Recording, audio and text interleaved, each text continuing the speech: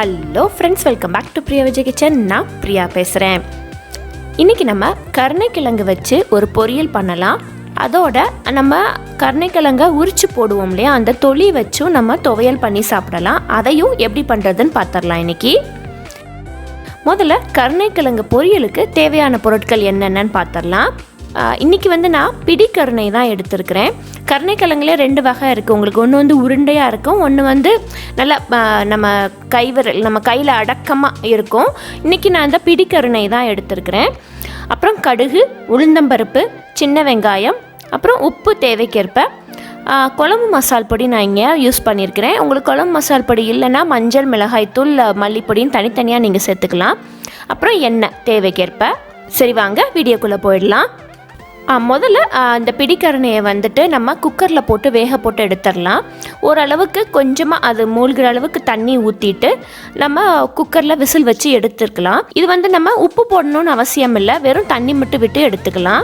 இப்போது கருணைக்கிழங்கு நல்லா வெந்துருச்சு. இப்போ நம்ம இதை தனியாக எடுத்து வச்சிடலாம்.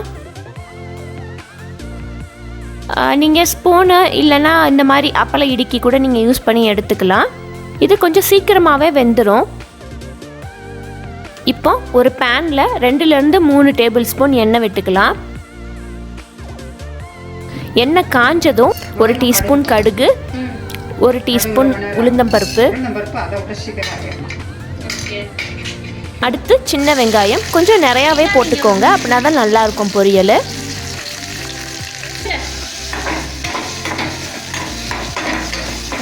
அடுத்து வேக வச்சுருந்தோம் இல்லையா, அந்த கருணைக்கிழங்கை நல்லா தோல் உரித்து நல்லா வட்ட வட்டமாக இங்கே கட் பண்ணி வச்சுருக்குறோம். அதையும் சேர்த்துக்கலாம்.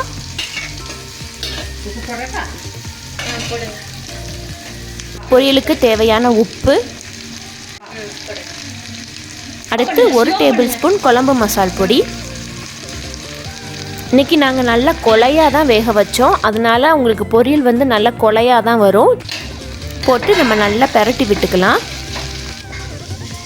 நல்லா குலைவாக வேணும், இன்னும் குலைவாக வேணும் அப்படின்னு பார்த்தீங்கன்னா நீங்கள் நல்லா குத்தி விட்டுக்கோங்க, உங்களுக்கு நல்லா குலைஞ்சிரும்.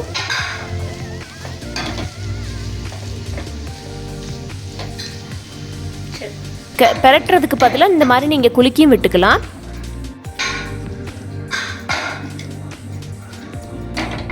ஒரு தட்டு போட்டு மூடி ஒரு 5லேருந்து 7 நிமிஷம் நல்லா வேகட்டும், அந்த மசால் வாடை எல்லாமே போகட்டும். அவ்வளோதான், சுவையான கருணைக்கிழங்கு பொரியல் தயார்.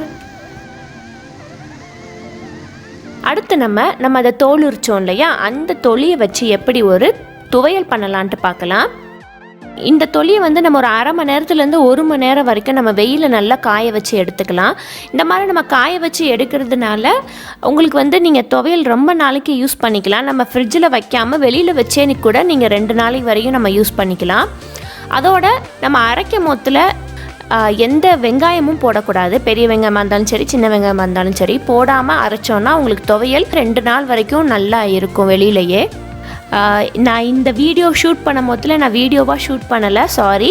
அதனால் உங்களுக்கு இமேஜஸ் வச்சு நான் உங்களுக்கு சொல்கிறேன். இதுக்கு தேவையான பொருட்கள் என்னென்னு பார்த்துடலாம். கடுகு 1 டீஸ்பூன், உளுந்தம்பருப்பு 1 டீஸ்பூன், வத்தல் 3லேருந்து 4 உங்கள் காரத்துக்கு ஏற்ற மாதிரி, அப்புறம் ஒரு சின்ன லெமன் சைஸ் புளி, அப்புறம் எண்ணெய், உப்பு தேவையான அளவு. ஒரு பேனில் கொஞ்சமாக எண்ணெய் விட்டுக்கலாம். அடுத்து கடுகு உளுந்தம்பருப்பு போட்டுக்கலாம். நல்லா கடுகு பொரிஞ்சு வந்ததுக்கப்புறம் நம்ம எடுத்து வச்சுருக்கிற புளியை சேர்த்துடலாம். நல்லா அந்த புளியை நம்ம எண்ணெயிலேயே நல்லா வதக்கிக்கலாம். அடுத்து நம்ம காய வச்சுருக்கிற அந்த தொலியவும் வத்தலையும் சேர்த்துக்கலாம். நல்லா ஒரு 2லேருந்து 3 நிமிஷம் நல்லா வதக்கிக்கலாம். இப்போ மிக்ஸி ஜாரில் போட்டு எடுத்துக்கலாம். முதல்ல ஒரு சுற்றிடுங்க. அதுக்கப்புறமா நம்ம உப்பு போட்டு தண்ணி ஊற்றி நல்லா ஒரு துவையல் பதத்துக்கு நம்ம அரைச்சி எடுத்துக்கலாம். அவ்வளவுதான், ரொம்பவே சத்தான சுவையான கருணைக்கிழங்கு தோல் துவையல் ரெடி. இந்த 2 ரெசிபியுமே உங்கள் வீட்டில் ட்ரை பண்ணி பாருங்கள். ட்ரை பண்ணி பார்த்துட்டு உங்களோட வேல்யூபிள் கமெண்ட்ஸை கீழே கமெண்ட் செக்ஷனில் மென்ஷன் பண்ணுங்கள். இன்னும் பிரியா விஜய் கிச்சனை நீங்கள் இன்னும் சப்ஸ்கிரைப் பண்ணலைன்னா மறக்காமல் சப்ஸ்கிரைப் பண்ணிக்கோங்க. தேங்க்யூ, தேங்க்ஸ் ஃபார் வாட்சிங்.